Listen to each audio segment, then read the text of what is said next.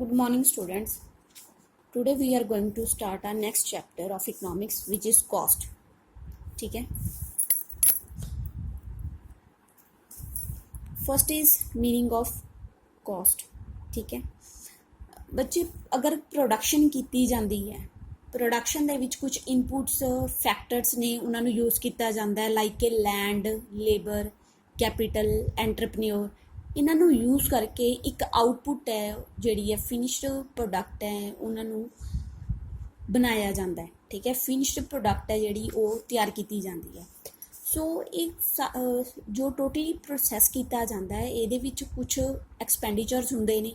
ਠੀਕ ਹੈ, ਤਾਂ ਕਿ ਇਨਪੁਟਸ ਨੂੰ ਯੂਜ਼ ਕਰਕੇ ਜਦੋਂ ਅਸੀਂ ਆਊਟਪੁੱਟ ਲੈਂਦੇ ਹਾਂ ਤਾਂ ਉਹਨਾਂ ਐਕਸਪੈਂਡੀਚਰਸ ਨੂੰ ਹੀ ਕੋਸਟ ਕਿਹਾ ਜਾਂਦਾ ਹੈ. ਠੀਕ ਹੈ, ਜੋ ਕਿ ਪ੍ਰੋਡਿਊਸਰਸ ਦੀ ਕੋਸਟ ਹੁੰਦੀ ਹੈ ਜਦੋਂ ਉਹ ਮੈਨੂਫੈਕਚਰਿੰਗ ਕਰਦਾ ਹੈ. ਸੋ ਫਸਟ ਹੈ meaning of cost. Cost is the total expenditure incurred in producing a commodity. ਔਰ ਇੱਕ ਕੋਸਟ ਨੂੰ ਟੂ ਟਾਈਪਸ ਦੇ ਵਿੱਚ ਉਹਨਾਂ ਨੇ ਡਿਫਾਈਨ ਕੀਤਾ ਗਿਆ. ਫਸਟ ਇਜ਼ ਐਕਸਪਲਿਕਟ ਕੋਸਟ ਔਰ implicit cost. Explicit cost, it is the actual money expenditure on input or payment made to outsider for hiring their factors services. ठीक है, ਉਹ ਕੁਝ ਫੈਕਟਰ ਯੂਜ਼ ਕਰਦਾ ਹੈ ਆਊਟਪੁੱਟ ਨੂੰ ਰੈਡੀ ਕਰਨ ਦੇ ਲਈ, ਔਰ ਜੋ ਇਨਪੁਟਸ ਯੂਜ਼ ਕੀਤੇ ਜਾਂਦੇ ਨੇ ਉਹਨਾਂ ਨੂੰ ਉਹਨਾਂ ਦੇ ਬਦਲੇ ਉਹਨਾਂ ਦੀ ਜੋ ਰਿਟਰਨ ਦਿੱਤੀ ਜਾਂਦੀ ਹੈ ਉਹ ਸਾਰੀ ਐਕਸਪਲਿਕਟ ਕੋਸਟ ਦੇ ਵਿੱਚ ਇਨਕਲੂਡ ਹੁੰਦੀ ਹੈ. ਐਗਜ਼ਾਮਪਲਸ ਹੈ wage pay to the employee. ਠੀਕ ਹੈ, ਇੰਪਲੋਈਜ਼ ਯੂਜ਼ ਕੀਤੇ ਜਾਂਦੇ ਨੇ, ਉਹਨਾਂ ਨੂੰ ਸੈਲਰੀ ਦਿੱਤੀ ਜਾਂਦੀ ਹੈ. Rent paid on hire premises, ਅਗਰ ਕੋਈ ਪ੍ਰੈਮਿਸਸ ਯੂਜ਼ ਕੀਤਾ ਜਾਂਦਾ ਹੈ ਉਹਨਾਂ ਨੂੰ ਰੈਂਟ ਦਿੱਤਾ ਜਾਂਦਾ ਹੈ. ਰॉ ਮਟੀਰੀਅਲ ਖਰੀਦਿਆ ਜਾਂਦਾ ਹੈ ਤਾਂ ਉਹਨਾਂ ਨੂੰ ਪੇਮੈਂਟ ਕੀਤੀ ਜਾਂਦੀ ਹੈ. ਠੀਕ ਹੈ, ਡਾਇਰੈਕਟ ਪੇਮੈਂਟ ਕੀਤੀ ਜਾਂਦੀ ਹੈ. So it's include in explicit cost.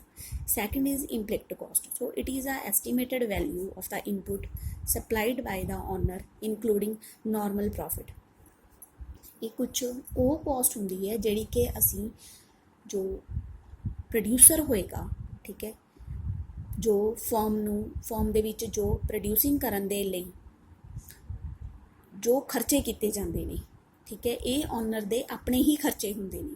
Four examples ਹੈ ਕਿ ਇੰਟਰਸਟ ਔਨ ਕੈਪੀਟਲ, ਕਿ ਅਗਰ ਉਹ ਕੈਪੀਟਲ ਆਪਣੀ ਕੈਪੀਟਲ ਨੂੰ ਕਿਤੇ ਇਨਵੈਸਟ ਕਰਦਾ ਤਾਂ ਉਹਨੂੰ ਉਹਦੇ ਉੱਪਰ ਇੰਟਰਸਟ ਮਿਲਣਾ ਸੀ, ਬਟ ਹੁਣ ਉਹ ਇਨਪੁਟ ਤੋਂ ਆਊਟਪੁੱਟ ਨੂੰ ਬਣਾ ਰਿਹਾ ਤਾਂ ਇਹ ਜੋ ਕੋਸਟ ਹੋਏਗੀ ਇਹ ਇੰਪਲਿਕਟ ਕੋਸਟ ਦੇ ਵਿੱਚ ਇਨਕਲੂਡ ਹੋਏਗੀ. ਰੈਂਟ ਆਫ ਔਨ ਲੈਂਡ, ਅਗਰ ਆਪਣੀ ਲੈਂਡ ਨੂੰ ਕਿਤੇ ਰੈਂਟ 'ਤੇ ਦੇ ਦਿੰਦਾ ਤਾਂ ਉਹਨੂੰ ਰੈਂਟ ਮਿਲ ਜਾਣਾ ਸੀ, ਬਟ ਆਪਣੀ ਜੋ ਲੈਂਡ ਹੈ ਉਹਨੂੰ ਯੂਜ਼ ਕਰ ਰਿਹਾ ਹੈ. ਠੀਕ ਹੈ, ਸੋ ਇਹਦੇ ਵਿੱਚ ਵੀ ਜੋ ਐਕਸਪੈਂਡੀਚਰ ਹੋ ਰਿਹਾ ਇੰਪਲਿਕਟ ਕੋਸਟ ਦੇ ਵਿੱਚ ਐਡ ਹੋਏਗਾ.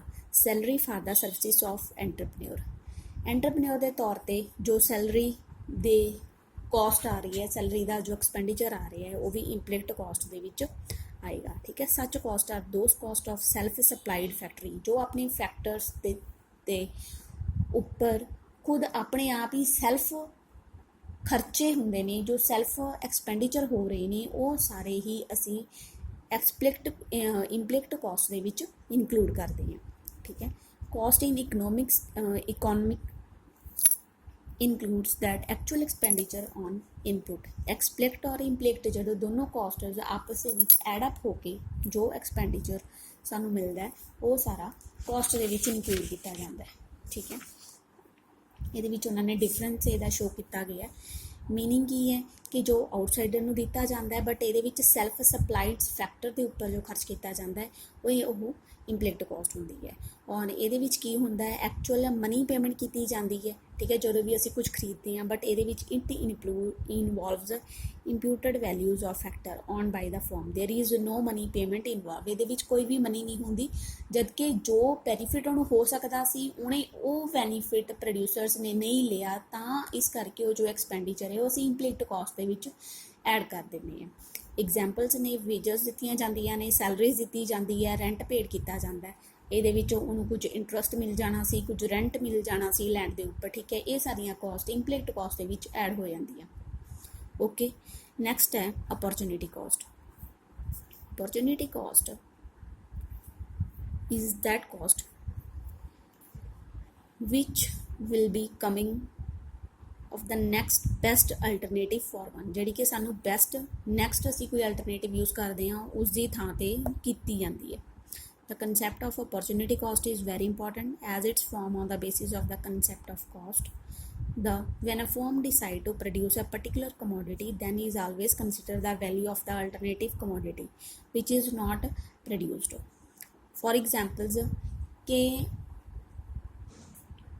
इथे एग्जाम्पल्स है कि farmer can produce either 50 quintal rice और 40 ਕੁਆਂਟਲ ਵੀਟ। ਉਹ ਜਾਂ ਤਾਂ 50 ਕੁਆਂਟਲ ਰਾਈਸ ਨੂੰ ਪ੍ਰੋਡਿਊਸ ਕਰ ਸਕਦਾ ਹੈ ਜਾਂ 40 ਕੁਆਂਟਲ ਵੀਟ ਨੂੰ ਕਰ ਸਕਦਾ ਹੈ। ਤਾਂ ਇਹਦੇ ਵਿੱਚ ਉਹਨੇ ਕੀ ਕੀਤਾ, 50 ਕੁਆਂਟਲ ਜਿਹੜੇ ਨੇ ਰਾਈਸ ਨੇ ਉਹ ਉਹਨਾਂ ਦੀ ਪ੍ਰੋਡਕਸ਼ਨ ਕਰ ਰਹੇ ਆ, ਠੀਕ ਹੈ। 40 ਕੁਆਂਟਲ ਵੀਟ ਦੀ ਉਹ ਪ੍ਰੋਡਕਸ਼ਨ ਨਹੀਂ ਕਰ ਰਹੇ ਆ, ਤਾਂ 40 ਕੁਆਂਟਲ ਵੀਟ ਦੇ ਉੱਪਰ ਜੋ ਉਹਦੀ कॉस्ट आनी सी वो होएगी अपॉर्चुनिटी कॉस्ट, ठीक है। कि उन्हें की किया कि 50 कुआंटल दे राइस नू प्रोड्यूस तो कर लिया, ठीक है, बट वो जो 40 कुआंटल दी वीट है वो नहीं प्रोडक्शन कर सकिया। 40 कुआंटल वीट के उपर जो दी कॉस्ट आएगी that will be become in the opportunity cost, ठीक। Next is short run cost. So it's divided fixed cost and variable cost. Fixed cost की होंगी है ਜਿਹੜੀ कि फिक्सड वेरीएबल्स के उपर की जाती है, ठीक है। फिक्स ये चेंज नहीं हो सकती। Fixed cost refer to those cost which do not vary directly and the level of the output. जो आउटपुट चेंज होंगी है तो वो असीं इनू चेंज नहीं कर सकते। एग्जाम्पल्स कि अगर लैंड है, प्लांट है, मशीनरी है, ये फिक्सड नहीं, इन्हों वार वार असीं चेंज नहीं कर सकते। So it's become into the fixed, ये फिक्सड रही है। यानी अगर साडी आउटपुट चेंज होंगी भी रही है, इतने देखो 0 to 5 साडी आउटपुट चेंज हो रही है टाइम टू टाइम, बट साडी फिक्सड कॉस्ट है वो की है 12 फिक्स ही रही है। सो इत्थे एक डायग्राम शो की है, वो एक्सेस के उपर आउटपुट उन्होंने मैंशन की एंड ओ वाइजेस के उत्ते फिक्सड कॉस्ट में शो करते पे है। इत्थे साडी देखो फिक्सड कॉस्ट साडी 12 है। एक फिक्सड कॉस्ट का ये पॉइंट है कि फिक्सड कॉस्ट कदे भी 0 नहीं होंगी है, चाहे थोड़ी इनपुट 0 ही क्यों, आउटपुट 0 ही क्यों ना होए। मतलब जो बिजनेस स्टार्ट करते हैं सानू पता है कि साडा बिजनेस स्टार्ट नहीं होया, ठीक है, हजे असीं स्टार्ट करना है, दैन आउटपुट तो 0 होंगी है, बट जी टोटल फिक्सड कॉस्ट है वो स्टार्ट हो जाती है नहीं, क्योंकि असी लैंड जदों तो असी लैंड यूज़ करनी स्टार्ट करती वो जी कॉस्ट है, वो जो रेंट है उस टाइम तो स्टार्ट हो जाता है। सो फिक्सड कॉस्ट कदे भी 0 तो स्टार्ट नहीं होंगी, ठीक है। It will be start from 1, clear है। और ये ओ एक्सेस दे हॉरिजॉन्टल ही रहेगी total fixed cost. Next is total variable cost. Those cost which very directly with the level of output. Output 0 to 5 है और वेरीएबल कॉस्ट देखो चेंज होती जाती है, ठीक है। वेरीएबल कॉस्ट हमें 0 तो स्टार्ट होएगी और एक ये शेप जो होंगी है एक एस शेप की तरह ही अपने आप को शो करती है, ठीक है। और ये टाइम टू टाइम आउटपुट के अकॉर्डिंग चेंज होती रहती है। अगर सानू लेबर ज़्यादा चाहिए असी लेबर को ज़्यादा यूज़ करांगे, अगर घट चाहिए तो असी लेबर को घट यूज़ करांगे। सो इट्स अ वेरी होंदी रहती है ये टाइम टू टाइम। इन्हां दे विच डिफरेंस है, ठीक है। ये जी डायरैक्टली वेरी होएगी बट ये फिक्सड होंदी है, और ये 0 जो होंदी है उदों इहदी productions there is no production then it is 0, ठीक है। It cannot be 0।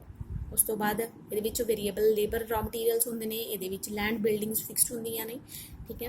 Total variable cost S shape की होंगी है, जबकि टोटल फिक्सड कॉस्ट जी है ये हॉरिजॉन्टल होंगी है एक्स एक्सिस की। एग्जाम्पल्स ने ये labour payment of raw material and it's insurance premium ये देना ही देना पेगा। अगर असीं इंश्योरेंस करवाने हैं, सैलरी ऑफ परमानेंट स्टाफ की देनी पेगी, चाहे तुसीं आउटपुट 0 करो और चाहे आउटपुट थोड़ी टन दे विच होए, ठीक है।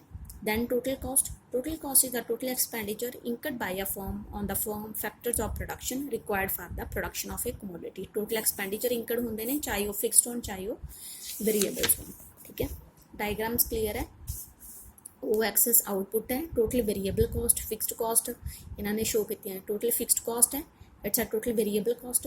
Total cost sari fixed cost और वेरीएबल कॉस्ट तो स्टार्ट हो जाती है, ठीक है। 12 तो स्टार्ट होएगी टोटल कॉस्ट, क्योंकि टोटल कॉस्ट की होंगी है total fixed cost plus total variable cost. जो 12 प्लस 0 को प्लस किया जाएगा then we will get the total cost 12। So it's a mention on the 12 point, clear. Next is average cost. So the per unit cost explain the relationship between cost and output in a more realistic manner. ਇਹਦੇ ਵਿੱਚ total fixed cost भी होंगी है, total variable cost and total cost. So हुण साडे कोल आएगी कि average fixed cost, average variable cost and average cost. Average fixed cost refer to per unit fixed cost of production. जिन्नी साडी टोटल प्रोडक्शन हुंदी है, ठीक है, टोटल फिक्सड कॉस्ट होएगी, उन्होंने जो डिवाइड किया जाता है क्वांटिटी के नाल, then we get the average fixed cost. Output 0 to 5, it's a total fixed cost 12 है। 12 over 0 0, 12 over 1 12, 12 over 2 6, so then when we get average fixed cost, it's a TFC divided by quantity. So total fixed cost साडे कोल एक curve सानू show करती है, ओ access output है और a average fixed cost है। Average fixed curve slope downward as AFC falls with the increase in output, ठीक है। ये फॉल्स शो करती है क्योंकि जिमें जिमें साडी आउटपुट इनक्रीज होंदी जाती है, साडी जिहड़ी फिक्सड कॉस्ट है वो घटनी स्टार्ट हो जाती है, क्योंकि आउटपुट इनक्रीज होंदी है जिहदे नाल सानू प्रॉफिट ज़्यादा फॉर्म नू मिलनी स्टार्ट हो जाती है। So average fixed cost always की होएगी डाउनवर्ड स्लोपिंग में। और AFC curve is a rectangle hyperbola, area under the curve remain same at all points. और एंड दे विच की हुंदा है कि एक सारे पॉइंट्स के उपर सेम होना स्टार्ट हो जाती है, ये नहीं है कि किते वध रही है किते घट रही है। सो इनू एक रेक्टेंगल हाइपरबोला तां किया जाता है क्योंकि एक टाइम तो बाद ये आउटपुट वधन घटन दे नाल भी ये साडी सेम रहना स्टार्ट कर देंदी है, ठीक है। नैक्सट है average variable cost. Average variable cost की होएगी जो टोटल वेरीएबल कॉस्ट में क्वांटिटी के नाल डिवाइड किया जाएगा, ठीक है। और एवरेज वेरीएबल कॉस्ट साडी ए वाली कर्व नू शो करती है, डिफरेंट डिफरेंट लैवल के उपर साडी डिफरेंट डिफरेंट जो है पॉइंट्स नू कॉस्ट नू मैंशन करती है। और एवरेज वेरीएबल कॉस्ट एक यू शेप नू मैंशन करती है, कि यू शेप की होंगी है, ठीक है। कि जिस तरह इत्थे शो किया गया कि average variable curve falls due to increasing return to a factor with better utilization of fixed and variable factor. उस टाइम जो उन्होंने फिक्सड जो फैक्टर्स होंगे ने उन्होंने बैटर यूटिलाइज किया जाता है, तो एवरेज वेरीएबल कॉस्ट डाउन होना स्टार्ट करती है। और एक मिनीमम लैवल तो बाद और जो AVC स्टार्ट होंगी है increasing with every increasing in output due to diminishing return to a factor. But जो साडी जिहड़ी रिटर्निंग है, सानू आउटपुट की रिटर्निंग घट मिलनी स्टार्ट हो जाती है, तो एवरेज वेरीएबल कॉस्ट वधना स्टार्ट हो जाती है, ठीक है। और एक तरह की यू शेप नू मैंशन करती है। हुण एवरेज टोटल कॉस्ट की होंदी है? Average total cost to the per unit of total cost of production, it is calculate by divide TC by the total output, ठीक है। AC TC over quantity. Output है AFC mention है, AVC है, इन्होंने दोनों को प्लस करके अपने को आएगी AC एवरेज कॉस्ट। डायग्राम दी हुई है, एक O एक्सिस के उपर आउटपुट है और OY के उपर सानू एवरेज कॉस्ट कर्व नू मैंशन किया गया है, ठीक है। इत्थे फेसिस मैंशन किए हुए हैं कि फस्ट फेज के विच की हुंदा है, जदों A और B पॉइंट के उपर ये सानू A पॉइंट की दस रहा है कि जदों AFC और AVC दोनों डाउन होंदियां ने, तो उहदे नाल एवरेज कॉस्ट भी A पॉइंट तक इदां डाउन होना ये स्टार्ट कर दिंदी है। सैकेंड पॉइंट के विच दसदे है कि अगर AFC कंटिन्यू टू फॉल, यानी कि एवरेज फिक्सड कॉस्ट अगर फॉल होंदी है तो AVC भी फॉल होना स्टार्ट हो कर दिंदी है, और बस एक पॉइंट B तो बाद इस तो बाद डाउन नहीं होंदी, ठीक है। उस टाइम की होंदा B पॉइंट ते यह AFC दे बराबर हो जाती है, ठीक है। AFC और AC दोनों बराबर हो जांदियां ने।